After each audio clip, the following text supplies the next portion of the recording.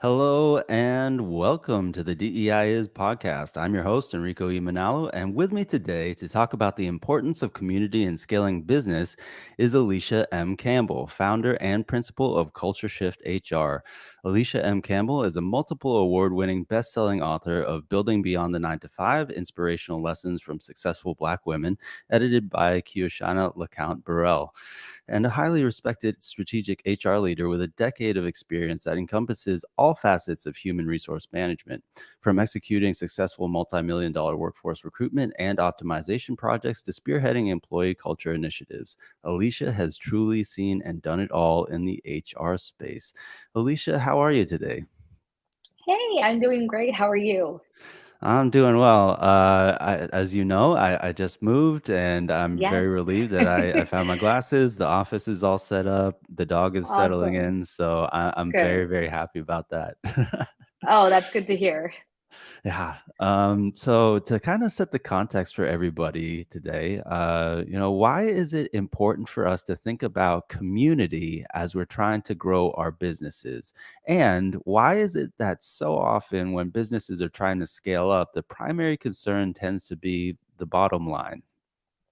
Yeah, that's a great question. And I think it kind of goes back to understanding what it is that organizations are really trying to create when it comes to building, this infrastructure or like this container that we call the workplace.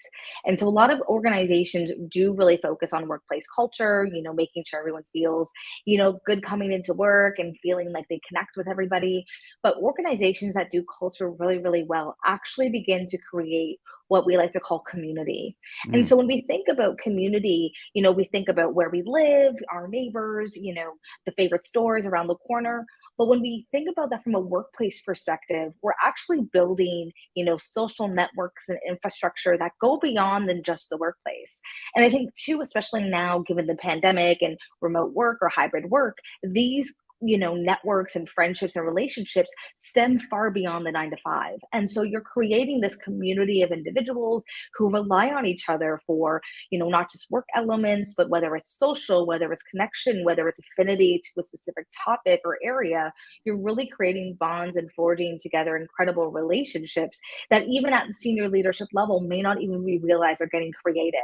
And so organizations need to be mindful of the container they're creating so that cultures and communities can really thrive and really be successful, because that's going to have a runoff effect directly to how they operate in the business, how they show up authentically, and really how they engage in the work that they're doing.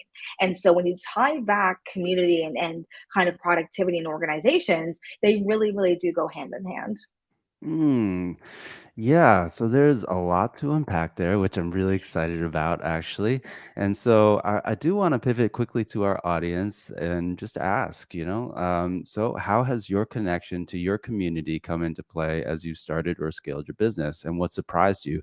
And so, as Alicia was just talking about, these cultures or communities, rather, might exist within the workplace, but often what people tend to forget too is that organizations themselves are also embedded in our community. So it's kind of this reciprocal flow.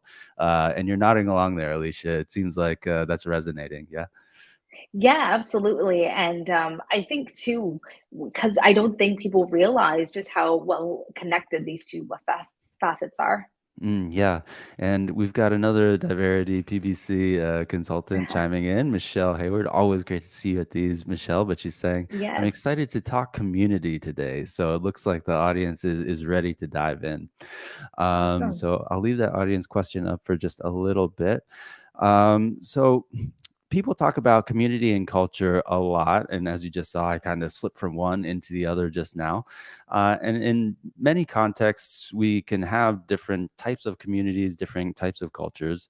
But for you, what is the difference between these two terms when it comes to organizational life or how we are doing things within the confines of a company, for example? Yeah, that's an awesome question. I think the defining, element of what defines a culture versus a community is how employees feel supported both internally and externally within the business. And that's where that community part really comes in because workplace culture is exactly that. It's workplace culture, the norms, the values, the attitudes we have when we're in this place of business, when we're interacting with one another in the context of the work that we do.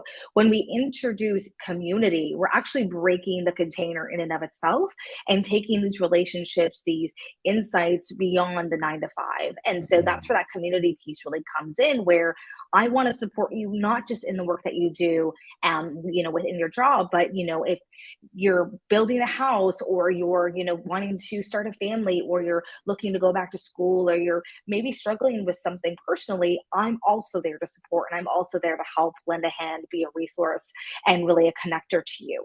And so, what I think companies don't understand is, or fully appreciate, is that they're really the root to these relationships forging. It's this container, this culture that brings these two or group of people together. mm. Where it expands beyond that is how we're continuing these conversations, we're continuing these activations of connection and inspiration beyond, what the workspace contains.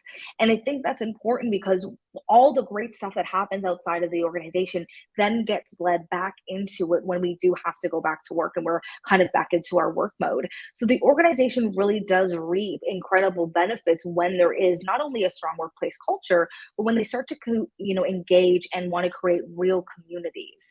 And organizations can kind of go about this in a few different ways. One can be, of course, creating different affinity groups or ERGs, which helps bring different people together. They can have opportunities for town halls or kind of more social networks, but things that allow people to connect and then expand that connection to other areas that are super important to them in their day-to-day life really begins to create a loyalty and a trust that isn't always there in other organizations.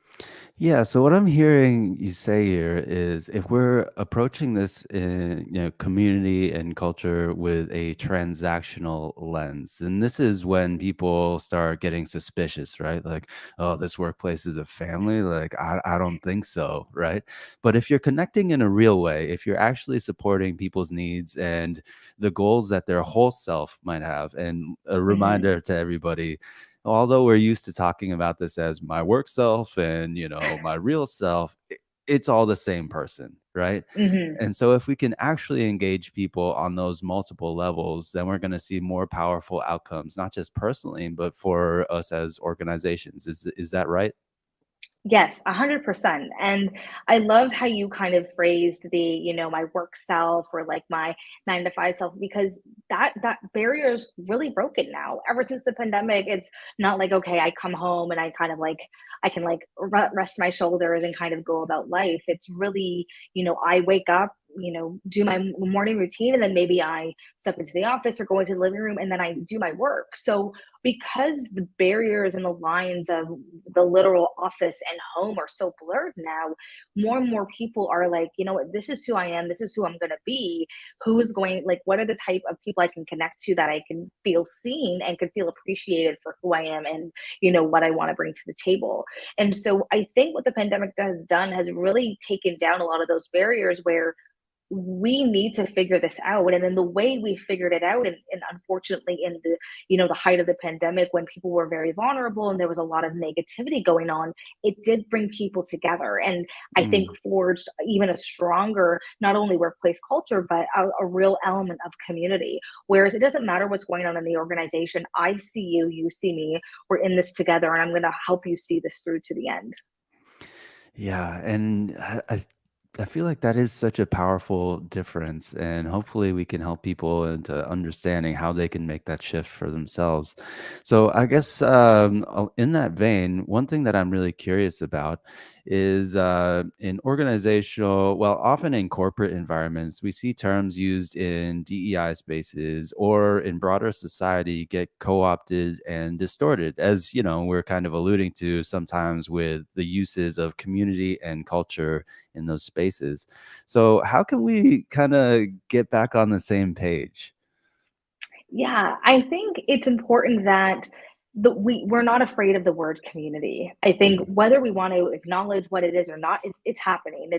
It's happening every time, you call your coworker outside of business hours and say, "Hey, let's grab a bite," or "Hey, let's get together over the weekend." I think getting on the same page is really trying to understand what is it that you want to build.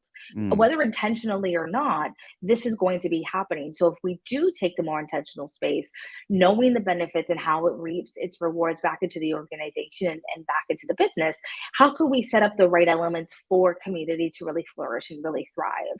And mm, so, is it just getting together socially? Is it, after hours? Or is it, introducing people and creating mentorship programs and opportunities?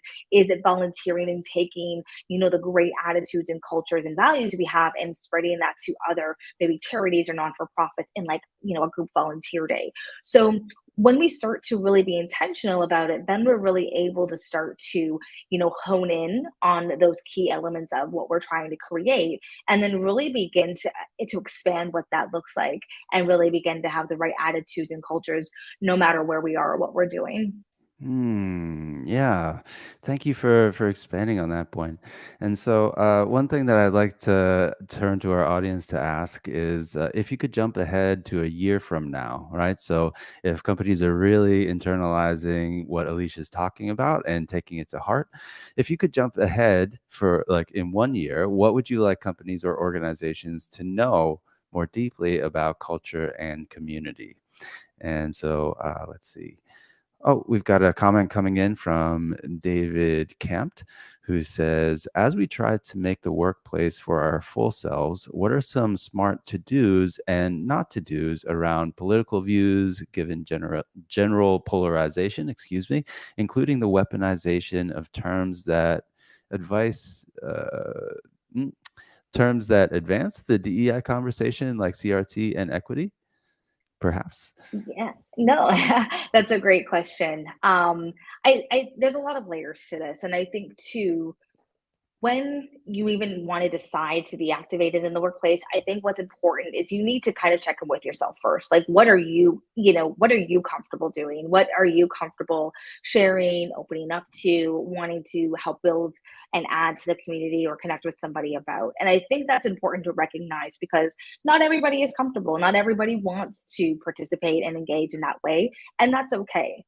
So I think if you want to come to work with your full self, I think it's recognizing what that full self is. And what I mean by that is if you're a person who is outgoing and, very extroverted, but then maybe in the workplace tone it down a bit, that doesn't happen anymore. You are who you are. So if you're extroverted and you're really enthusiastic and outgoing, then that's you 24/7, right? Like no matter if it's a meeting, a one-to-one conversation, that's how you're going to show up.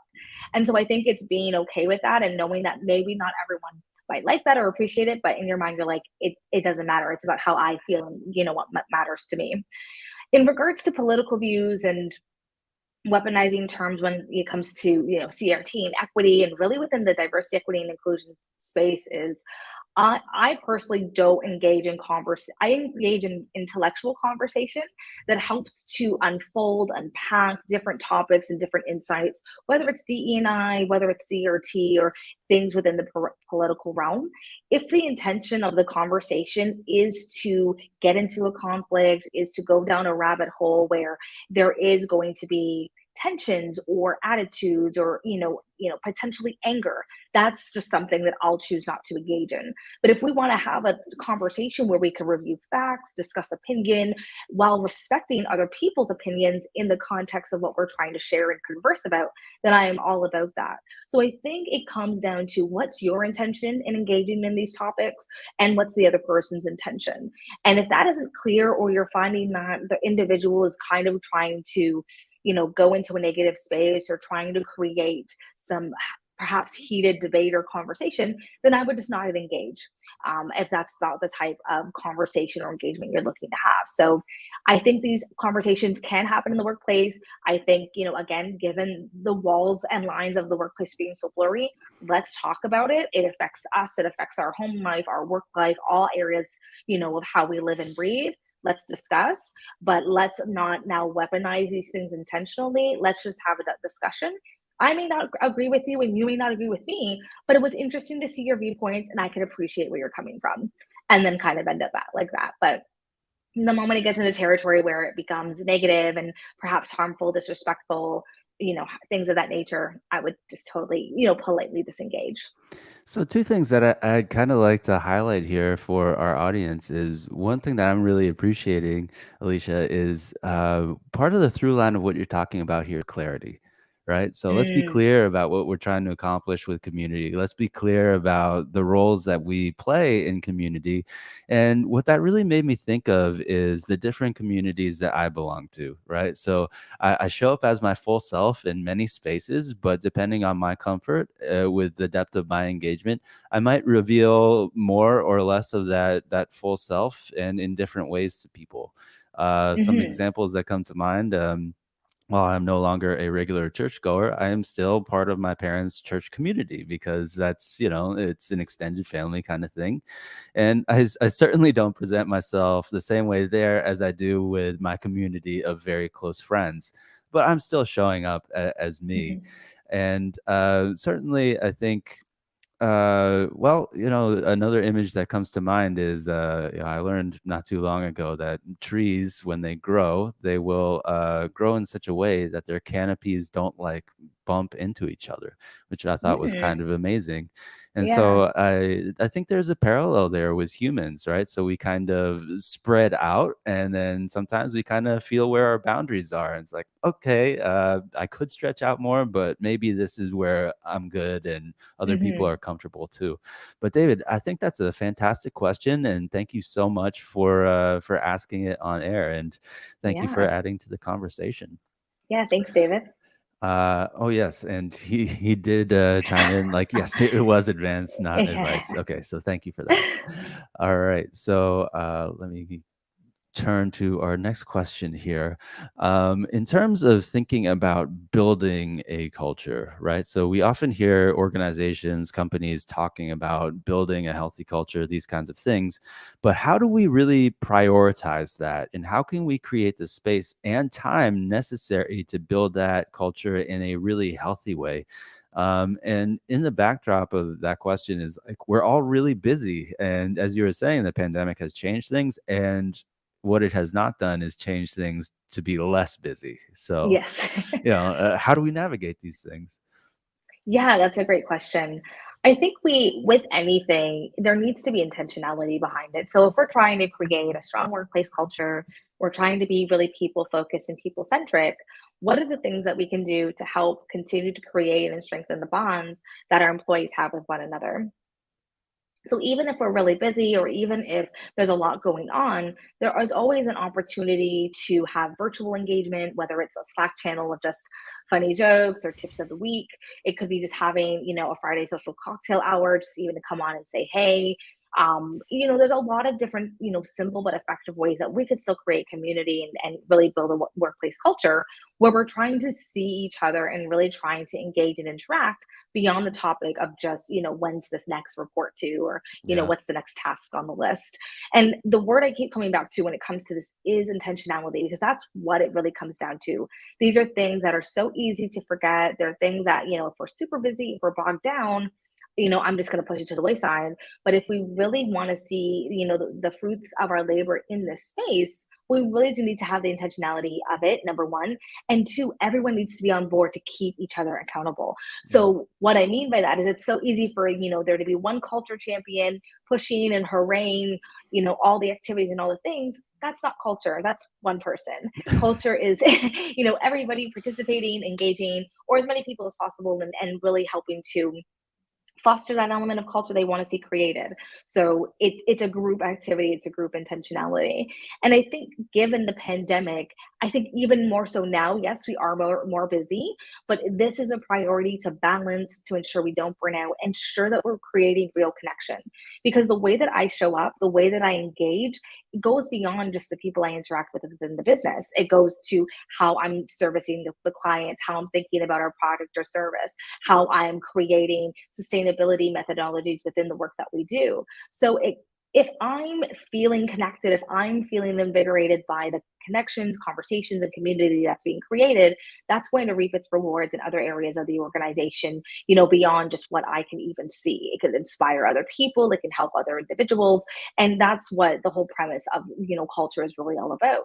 And I think given the pandemic and being remote, hybrid, and everything in between, we need to now create and adapt to what those different elements are to make sure the culture keeps going. So, for example, what we're seeing now, especially this year with restrictions being lowered and everything, is hybrid events. So there'll be an Mm. online component and there's an in-person component, and you can feel as if you're right there live with people or engaging, even if you're not there live. And so understanding the containers we continue to create, whether real or not, in terms of virtual, whether or in person, and know that these things are still really important and they need that intentionality in order to continue to thrive and really create those networks.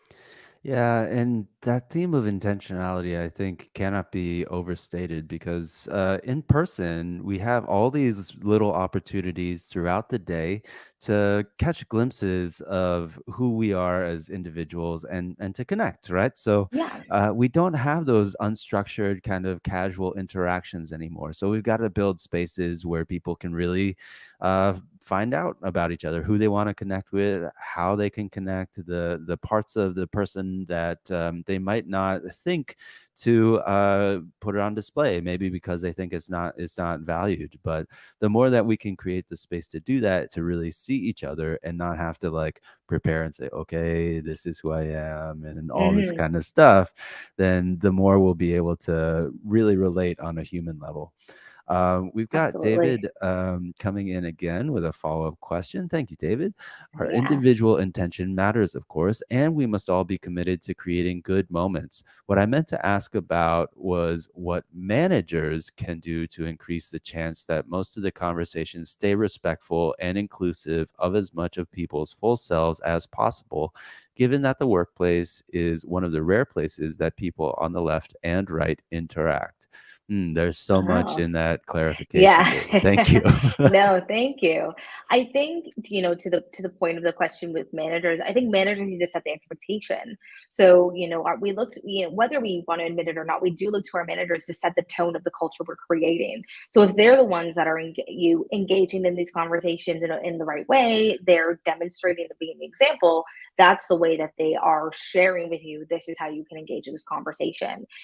If they're not and they maybe engage, but they make it more of a conflict or they shut these conversations down, inadvertently, that's exactly what they're demonstrating to you and what they want you to do. They don't want you to talk about these topics and polarize the workplace. So I think if we're really trying to get our managers on board to engage in these conversations, I think, again, we need to be mindful that everybody has different comfort levels. And so if they don't want to engage or they don't want to engage in a way that they feel is going to be disruptive, then maybe even taking the conversation offline or doing it with the person one to one versus within the container of the workplace. I would say you don't want to do anything that may jeopardize or may, cause negative attention. So I would say play it safe, but don't use it as an excuse to not connect. Definitely have intelligent conversations that are going to drive the needle forward. And what do you think about this, Alicia? We've been talking about how it's hard to do these things as we're busy, and managers are often super busy people, right? Yes. And they're like us, they are also human. So if they're busy, then they have less time and energy to attend to certain things. And so, one thing that I've observed is when managers get busy, they will think that probably like something is a good idea, but might not have the energy to dedicate to it. And so they might have to make a hard choice and say, well, let's just not do that just for the Hmm. sake of convenience. And so perhaps one way that we can be more thoughtful about how we're also including managers in this conversation is how do we make sure that the managers have enough space and time to be thoughtful about how they're managing people? Absolutely. That's a powerful question. I think it's, of course, this stuff is always easier said than done. So I know it's not just waving a magic wand and then, things just become simpler. I think it's wondering, you know, in the busyness, how can we create just even those sparks? of intentionality and connection. Sometimes, and I even get this way with my team, it's just work, work, work. Like, let's forget about everything else. So there will be those moments. And I think that's the thing. Everybody is on board with knowing those kind of moments, right? Like, okay, it's just heads down, get the work done, we're meeting the deadline. But then once those kind of, critical moments subside, let's get back to connecting. Let's get back to talking, reaching out, engaging, and putting those things back into practice. And so it may not be able to happen every time, it may not be able to happen every day, but when you can make it happen, make those moments special and worthwhile. Nice. All right. So, wow, this episode is just kind of flying by.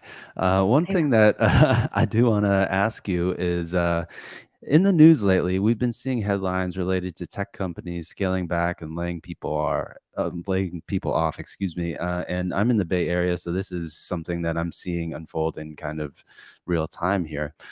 So while tech workers are not always thought of as vulnerable, what impact can we expect to see in our communities as tech workers get laid off? Yeah, that's a great question, and it's so heartbreaking. I swear on my LinkedIn feed, that's all I see every day Oh, now. I think what we need to be mindful of is that everybody goes through a traumatic process as being laid off in a different way, and so I think reaching out and creating connection is important.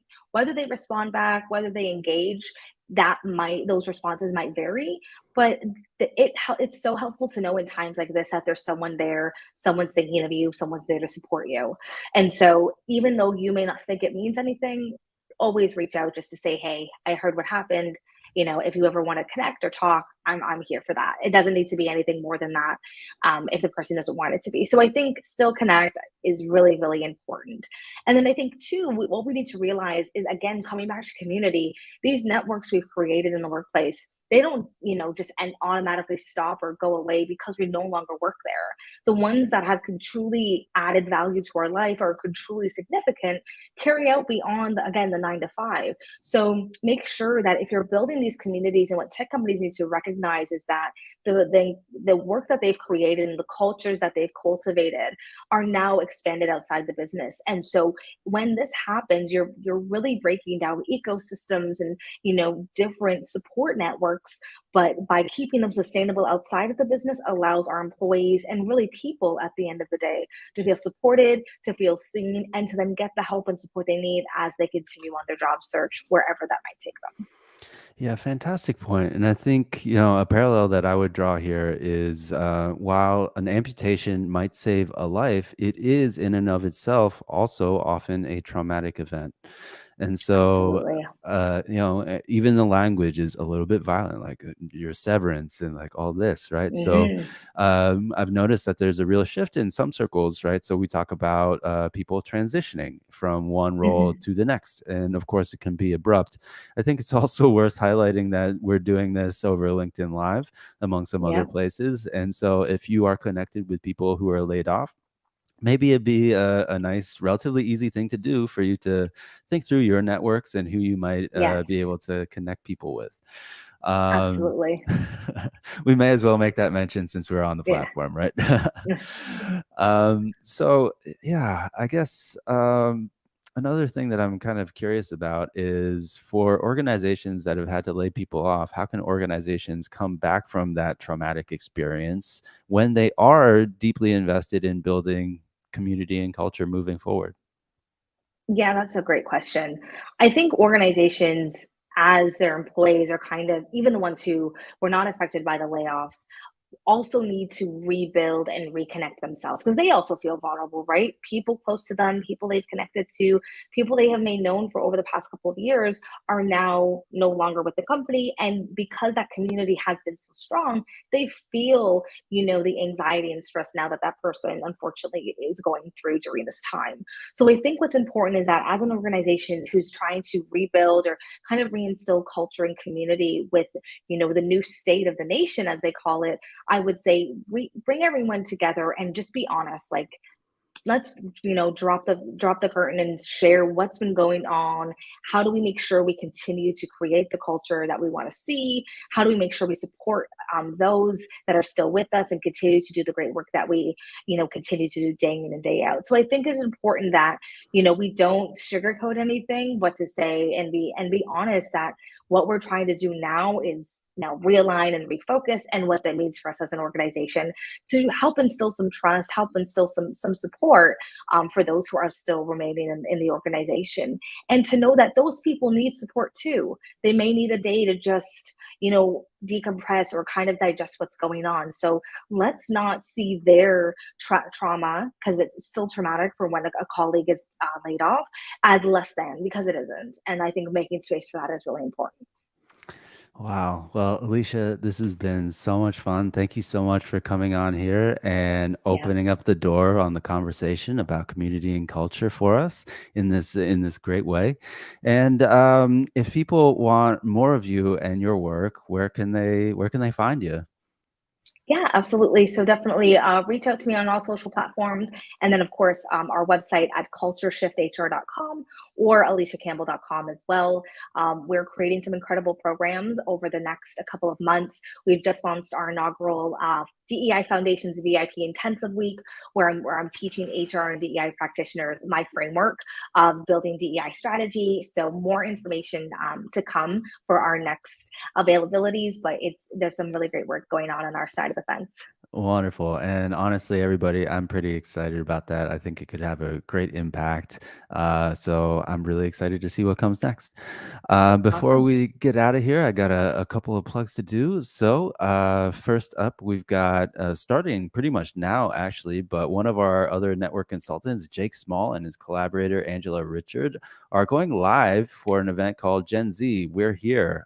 So if you are connected to Jake, or not, you can look him up and you can head to this link bit.ly/3A0BGON, and that will take you right to the event.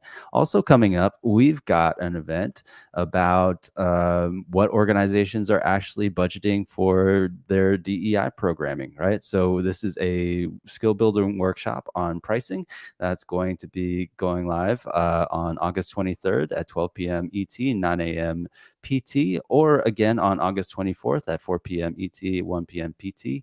And we'll be using actual project scope from real RFPs to kind of take you through some examples and to clue us all in on what's really going on in terms of pricing and budgeting. So I'm really excited about that. If you are not yet a DiVerity Network consultant, then you can see if we are right for you by checking out our link tree.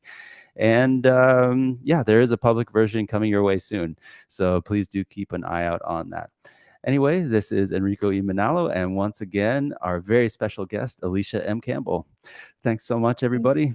Take care.